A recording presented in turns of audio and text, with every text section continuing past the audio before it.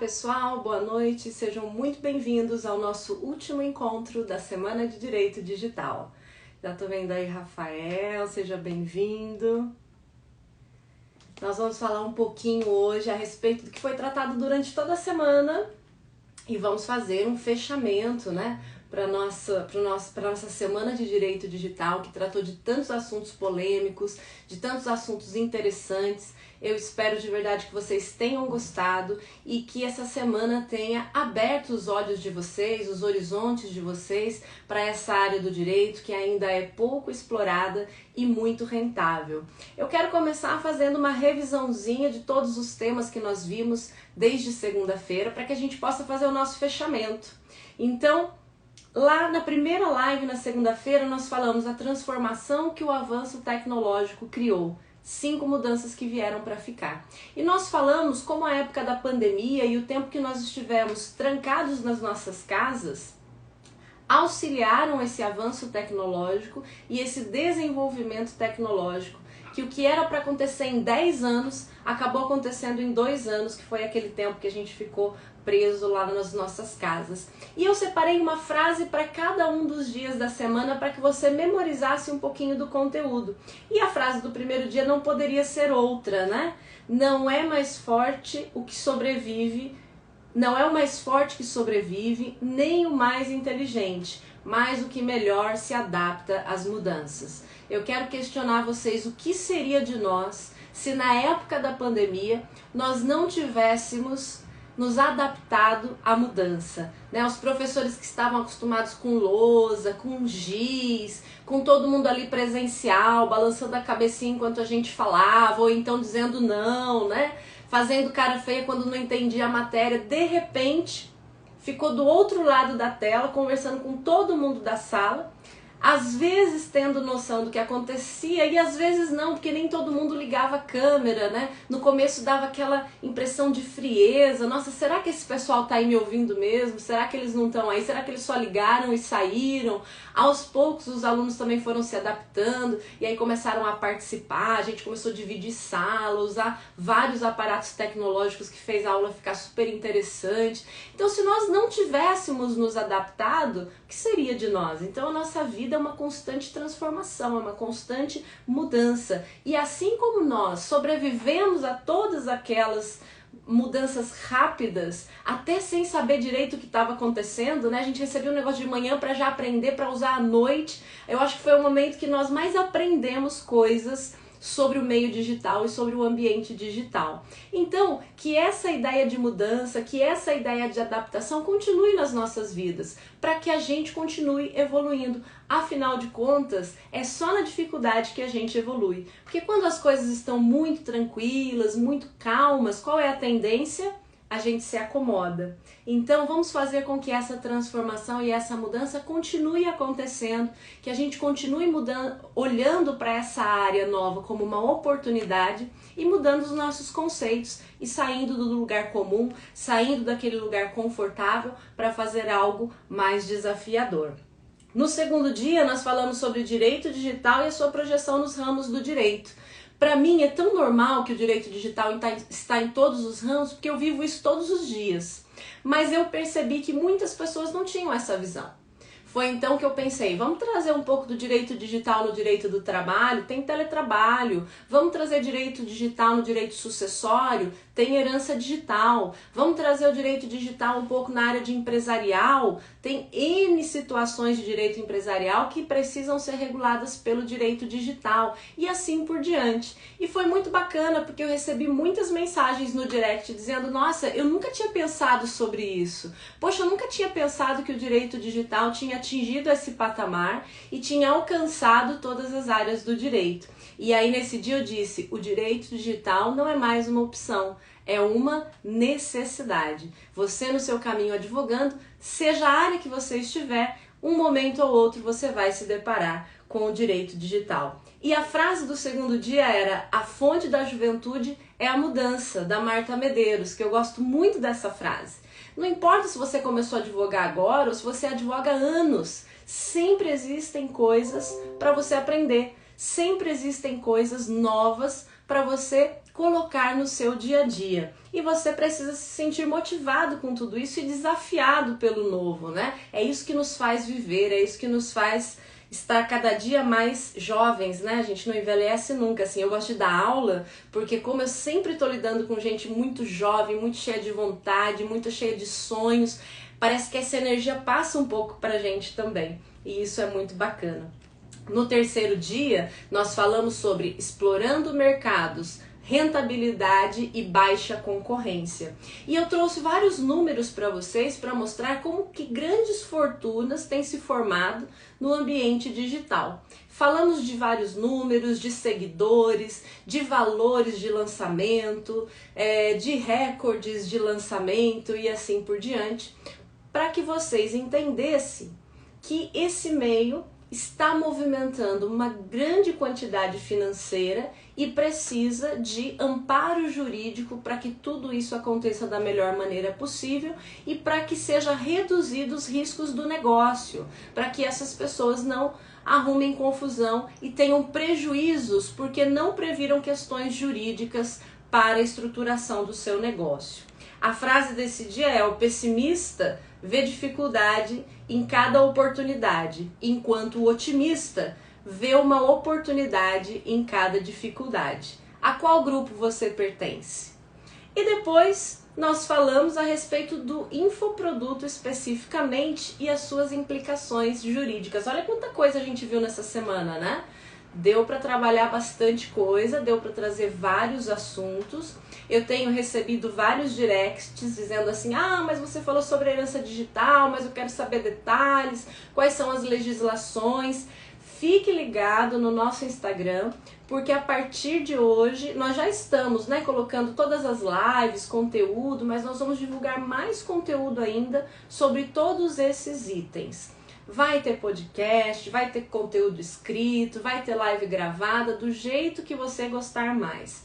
A intenção é que o direito digital vai entrando na sua vida, vai te despertando para o novo e que automaticamente você perceba o quanto isso é relevante para a sua advocacia. Então nós vamos colocar à disposição uma série de materiais que você inclusive vai poder usar na sua advocacia, que você vai poder usar até extrajudicialmente, vai ter algumas coisas extrajudiciais também para você fazer, e eu vou disponibilizar todo esse material para que vocês possam se aprofundar nessa área. Se inscreva no canal Alessandra Farias lá no YouTube e também siga o nosso Instagram para que você receba todo esse conteúdo e possa fazer parte desse mundo digital, advogando no direito digital.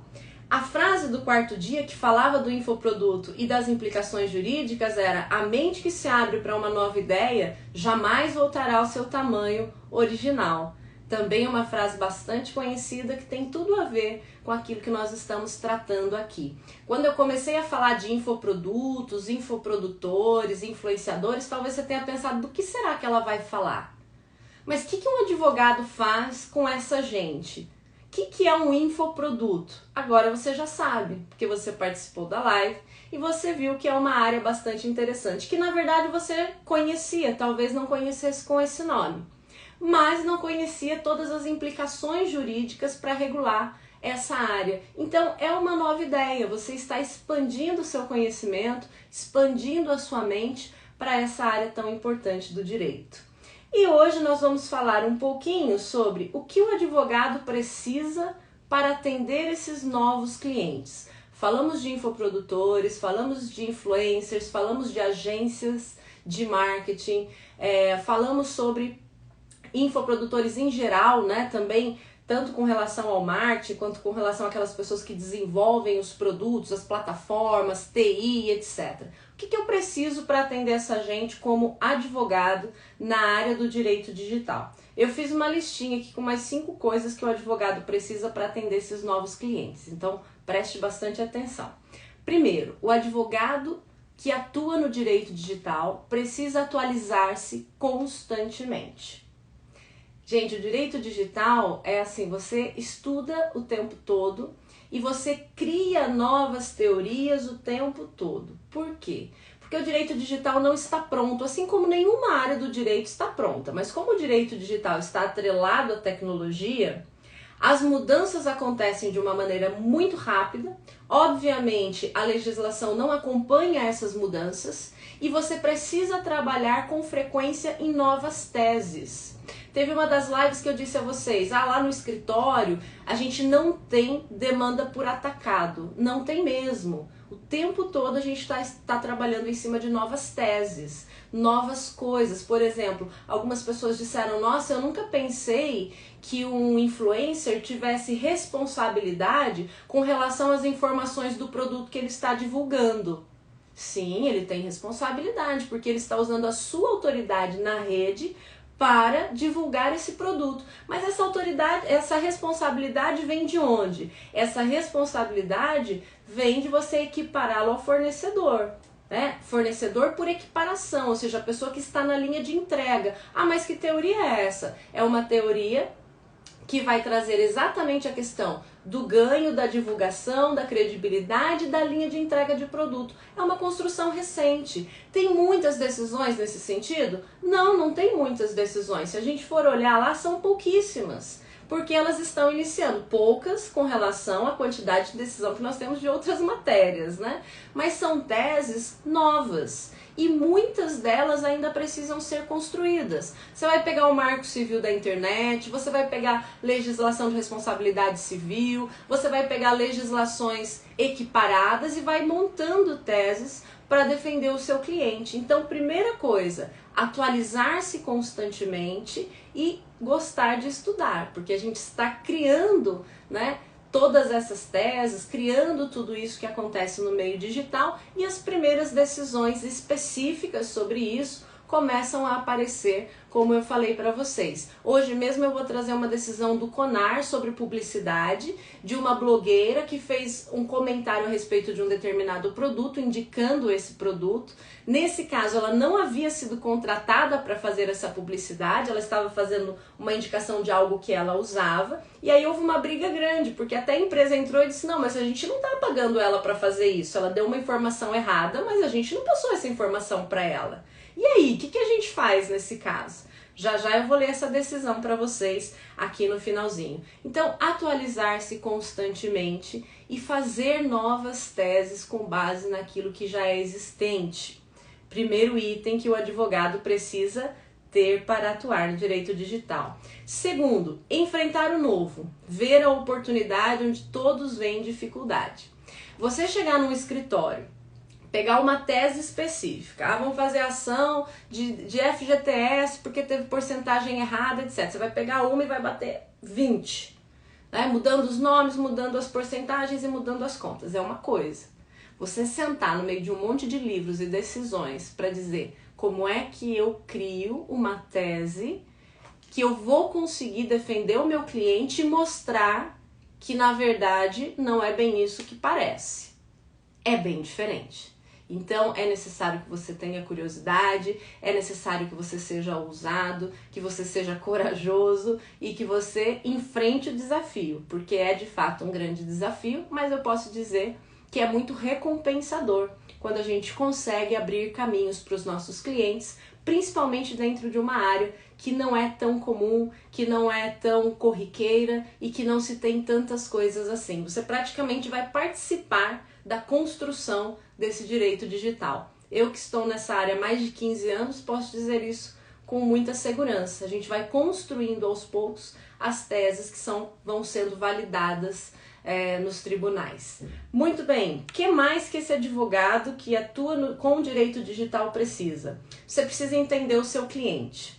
Nós estamos falando de infoproduto especificamente e infoprodutores. Então, quem será o seu cliente? Preste bem atenção no que eu vou te falar. O seu cliente é um empresário. E empresários, isso serve tanto para o direito digital quanto para o direito empresarial. Primeira coisa, são visionários. São ousados. Não gostam de limitações. Vamos entender nosso cliente, né? A gente vai atender empresário, não é assim? Então vamos lá. São visionários, são ousados, não gostam de limitações. Deixa eu te contar um segredo. Não gostam de advogados. Como assim, professor? Empresário não gosta de advogado? Mas nem vê. Por um motivo muito simples. O advogado, ele tem, na cabeça do empresário, o advogado é aquele cara que atrapalha o negócio dele. Sabe por quê? Essa é a visão do advogado tradicional, é aquele advogado que diz não para tudo. O empresário quer fazer uma coisa e o advogado diz assim, ah não, o risco é muito alto, você não pode fazer isso. Não, doutor, mas não tem outro jeito. Não tem. Olha, isso não vai dar certo. É aquela coisa assim, a equipe se reúne para fazer lançamento de produto, tem uma ideia brilhante, se reúne todo mundo, o marketing, o pessoal de design, novos produtos, todo mundo numa mesa lá, o pessoal viaja, assim, vibra com o novo produto, com a nova ideia, vamos fazer, vamos acontecer, acabou, fechou tudo, agora vamos passar isso para o jurídico vai lá e veta tudo. Por que isso acontece? Porque para o jurídico tradicional, é muito mais fácil ele vetar do que o cliente correr um risco, depois dar errado, vai dizer a culpa é do advogado. Então o advogado fica numa posição muito confortável quando ele veta tudo, porque ele também não está assumindo risco nenhum sobre aquilo que ele liberou ou sobre aquilo que ele endossou. Mas você precisa entender que se o empresário é uma pessoa que vive de correr riscos, você não pode vetá-lo de correr todos os riscos. Qual é a sua função então? Porque você precisa achar um equilíbrio aí nesse meio. Obviamente você não pode deixá-lo correr riscos que inviabilizem o negócio, mas você também não pode dizer não para tudo para que ele não corra riscos. Senão ele não seria empresário. Senão ele seria seletista. Ele ia prestar concurso. Ele ia ficar num lugar que todo mês o dinheiro dele estivesse lá e ele não tivesse problema nenhum. Mas não é essa a característica do empresário. O empresário é aquele cara que ele não fica no lugar comum. Ele quer fazer aquilo que as pessoas não fizeram, ele quer se meter em confusão, ele quer correr risco e por isso ele ganha dinheiro. É igual quando você investe na bolsa. Quem é que ganha muito dinheiro? Quem investe em coisas onde o risco é muito alto. Aí quando dá certo, o pessoal fala, nossa, fulano ganhou tanto. Só que não percebe que se ele tivesse perdido, ele teria perdido aquilo ou até mais. Por que ele ganhou muito? Porque ele arriscou muito. Então, para negócios de alto risco, geralmente os ganhos são altos. E para negócios de baixo risco, os ganhos são pequenos. E essa é a mente do empresário. E é isso que o advogado, tanto do empresarial quanto do direito digital, tem que entender. Já falei que eles andam de mão dada, né? Direito digital e empresarial hoje anda de mão dada. Eu até gostei, tem um post nosso que diz assim, casalzão, direito digital e direito empresarial. Adorei esse post.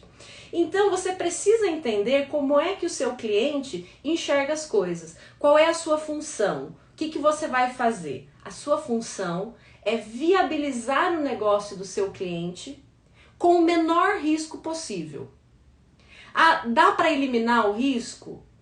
Dificilmente, porque toda atividade empresarial, ela incorre no risco, principalmente considerando as nossas normas jurídicas como elas são hoje. Se você pegar o direito tributário, por exemplo, eu trabalho muito com holding empresarial, né? A gente faz holding empresarial. Saiu uma norma há pouco tempo, não faz muito tempo que saiu, dizendo, olha, quando você faz uma holding empresarial e você passa o valor da empresa com um valor diferente do mercado, incide em ITBI na diferença desse valor. Pá, saiu a decisão. Ela alcança os 5 anos anteriores. As coisas que foram feitas, a norma veio com essa indicação que ela alcança os negócios anteriores. Não é a regra, né? A regra é que ela tem que reger os negócios dali em diante. Houve uma modificação lá e eles disseram, olha, os anos anteriores também vão entrar. Poxa, mudou tudo. Como é que eu garanto segurança jurídica para o meu cliente de direito empresarial? Eu estou dando um exemplo de uma questão tributária, tá? Mas existem muitos exemplos nesse sentido. Então, quem empresaria no Brasil hoje não tem como ter 100% de segurança jurídica, isso não existe. Então você precisa entender a cabeça do seu cliente para que ele enxergue o advogado como um aliado, para que ele pare de não gostar de advogado. Quando eu vou conversar com os clientes meus clientes são clientes de longa data, né? Eu costumo dizer que isso também identifica um bom advogado. O advogado que é antigo de OAB, e só tem clientes novos, Você pensa, tem alguma coisa aqui que não está fechando, né? Porque geralmente o advogado mais antigo tem clientes antigos porque ele consegue trazer essa clientela, porque a nossa relação com os nossos clientes é uma relação de credibilidade, é uma relação de confiança. Quanto mais você conhece o negócio do cliente, a probabilidade que você continue com ele é maior. Mas para isso ele tem que te ver como um aliado, você não pode ser aquela pessoa que veta tudo. Então o ponto de equilíbrio é não permitir que o seu cliente assuma riscos que podem inviabilizar o negócio, ponto. Esse risco você não pode permitir que ele corra. Quando ele chegar com uma ideia mirabolante, que está totalmente fora dos parâmetros jurídicos, uma grande ideia, né, que eu chamo de idiota, essa você não pode deixar passar. Por quê? Porque se der errado, vai inviabilizar o negócio. Morreu. Cuidado com questões trabalhistas e questões tributárias, tá? São questões que podem inviabilizar o negócio do seu cliente. Uma vez eu fui contratado por uma empresa recente, tinha aberto mais ou menos há uns 3 meses. Primeiro abriram a empresa, contrataram todo mundo e depois alguém levantou uma lebre que tinha alguma coisa errada lá e foram atrás de um advogado. É sempre assim, né? O advogado não vem antes, ele vem depois, é o que eu falei. Nós temos que mudar essa mentalidade. Ser o advogado que vai prevenir o problema e não remediar o problema, tá? Tirar esses olhos do contencioso e jogar no consultivo, porque eu consigo trazer isso para algo com muito mais tempo de vida, né? Por um relacionamento muito melhor. Me chamaram na empresa, quando eu cheguei lá, todas as contratações estavam erradas. Porque nós tínhamos todo mundo trabalhando com características de seletista, totais, todas elas, e todos contratados como PJ.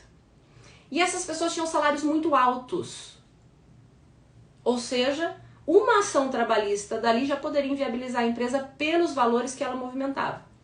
E eu cheguei para a dona da empresa e disse assim, olha, eu sinto muito dizer, mas o seu negócio corre um grande risco de não chegar a 6 meses. Ela não gostou nada do que eu disse. Aliás, os clientes não gostam de ouvir a verdade. Por isso que advogado que enrola cliente leva tanta gente. Porque as pessoas querem ouvir aquilo que é mais confortável. Mas eu precisava dizer a verdade para ela. E aí eu fiz alguns cálculos e mostrei para ela que qualquer daquelas pessoas que reconhecesse um vínculo trabalhista retroativo ia gerar uma ação trabalhista gigantesca que poderia colocar em risco o negócio dela. Na hora ela não gostou muito, tá bom, muito obrigada, você foi muito bem indicada, eu agradeço, tal. Eu vi que ela não gostou, falei, ok, tô à disposição, fui embora. No outro dia ela me ligou, quero que você venha aqui de novo. Eu fui lá. Ela falou, olha, ontem eu fiquei com muita raiva de você. Porque eu fiz tudo aqui, tudo lindo, maravilhoso, contratei as melhores pessoas do mercado. Como é que você vem aqui e fala que o meu negócio corre o risco de não durar 6 meses? Eu falei, olha, eu expliquei por que eu disse isso para a senhora. E eu coloquei em números qual é o risco que a senhora está correndo. Infelizmente, hoje a senhora corre um risco que inviabiliza o seu negócio. E aí ela disse assim, olha, eu nem dormi essa noite pensando nisso. Mas você me explicou exatamente o porquê que eu estava correndo esse risco. Então eu quero que você me ajude. E aí nós montamos um plano para modificar aquela situação. Então, o equilíbrio é esse. Você não deixa o seu cliente assumir riscos que inviabilizem o negócio. Mas correr riscos, ele sempre vai. Então, o que você tem que fazer? Sempre deixar um caminho de escape. Eu costumo dizer assim para os meus clientes, não faz assim que você me deixa sem linha de defesa.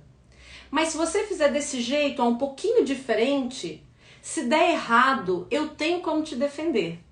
Eu tenho como desenvolver uma tese nesse sentido. Então, o que você tem que negociar com o seu cliente é exatamente isso. Olha, não dá para fazer do jeito que você quer. Mas eu tenho aqui uma alternativa para isso, que o risco é um pouco menor e que se der problema, eu posso conseguir te ajudar. Então, essa é a nossa função. É claro que para isso você precisa entender um pouco de mercado. Você precisa entender o que está acontecendo no mundo. Você precisa ter uma noçãozinha de economia. Você precisa saber fazer conta. Porque senão você não vai conseguir pensar fora da caixa. E você precisa entender a problemática como um todo. Por isso é tão importante. Se você conseguir esse lugar, você vai passar a ser um parceiro do seu cliente. Eu tenho clientes que já me chamaram para ser sócia. Por quê? Porque alguém com essa visão estratégica e conhecimento jurídico é tudo que o empresário precisa para ter um negócio de sucesso. E não é, aconteceu com ela, porque não é. Qualquer pessoa que amplie a sua visão e chegue a esse ponto será parceiro do seu cliente. E você vai deixar de ser visto como alguém que o cliente não gosta, como alguém que atrapalha o negócio do seu cliente. Então, é isso que eu quero que vocês pensem. É essa advocacia moderna, é essa advocacia estratégica. Não existe mais advogado focado em contencioso. Ah, não, deixa, porque assim ele vai fazer tudo errado, vai ter um monte de processo e ele vai precisar de mim sempre. Não é isso que vai acontecer. Ele vai fazer tudo errado, vai ter um monte de processo. Daqui um pouco, esse passivo de processos vai acabar com a empresa dele e você não vai ter emprego nem agora, nem depois e nem ele também. Mata a galinha dos ovos de ouro. Então vamos pensar diferente. Vamos pensar para estruturar o negócio desse cliente para que ele ganhe, você ganhe e vocês façam uma parceria de sucesso. É isso que o empresário, é isso que o advogado do direito empresarial e do direito digital precisa pensar. É assim que vocês precisam se colocar para o mercado. Eu já ouvi muito dos meus clientes dizer assim, nossa doutora, mas você não pensa igual os advogados. Por quê? Porque advogado geralmente não pensa em estratégia empresarial. E por que isso acontece? Porque ele não entende o cliente dele, ele não entende a mente do cliente dele. E se eu não entender o meu cliente, eu não vou chegar a lugar algum. Vocês precisam trabalhar em parceria. É ganha-ganha, você ganha, ele ganha e todo mundo ganha e a gente preserva a galinha dos ovos de ouro. É assim que funciona. É essa visão da advocacia que eu quero trazer para você.